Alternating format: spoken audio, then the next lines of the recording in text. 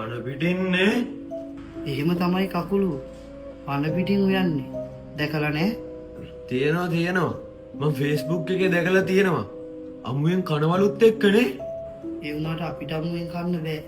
අපි උයන්න ඕන. ඒක තමයි කිව්වේ. මම උයන්නම්. විකාර කියවන්න එපා. ඔයාට මොකද්ද උයන්න තියෙන සුදුසුකම? මචං මම හොටෙල් කෝස් එකක් කරන්නේ.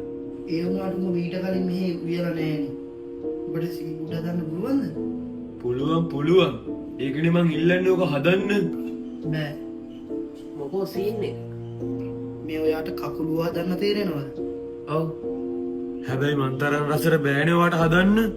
නෑ පුළුවන්. බඩේ හොඳට හදන්න පුළුවන්. එහෙනම් අංජු හදන්න. මේ මාව යකා කරගන්න හදන්න එපා. මං දැන් මුලින් ඉඳන්ම කිව්වනේ මට මේක උයන්න දෙන්න කියලා. මම හදන්නම්. ඔයාට බය නෑ. මම නම් බයයි හොඳේ. කාලෙකින් බං කපලෝ කන්නේ. මං උයන්න. කාලෙකින් කකුල හදන හින්දා තමයි මං කිව්වේ මම හදන්නම් මේක කියලා. මාව මිනිමරුවෙක් කරගන්න එපා.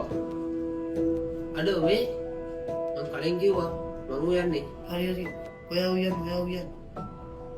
අඩ මේ මම මුලින්ම කිව්වේ මම තමයි උයන්නේ. ඔය දෙන්නම උයන්න.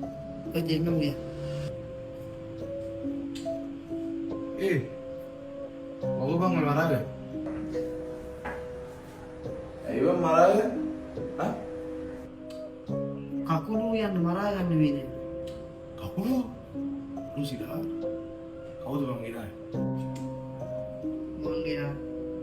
ඔබ ගෙනාවා කොහොමද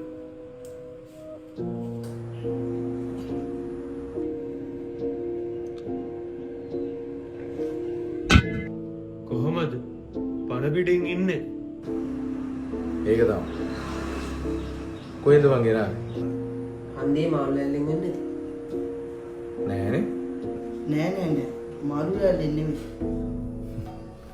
මම හිතුවා මාළු ලෑල්ලෙන් නෙමෙයි කියලා ඔයා කොහොමද හිතුවේ මාළු ලෑල්ලෙන් නෙමෙයි කියලා? හිතුවා කියන්නේ මේ ඉන්න මං අද උදේ අර පාපිස්තකයෙන් දාලපු ගෝනුස දෙන්නේ කොන්සෝ කකුලෝන මේද? ඔයාලට පැනලා नीला कांसा गए दिवस इन्हीं बसे मल्दी अभी घूमी वगे रामा तमाए वे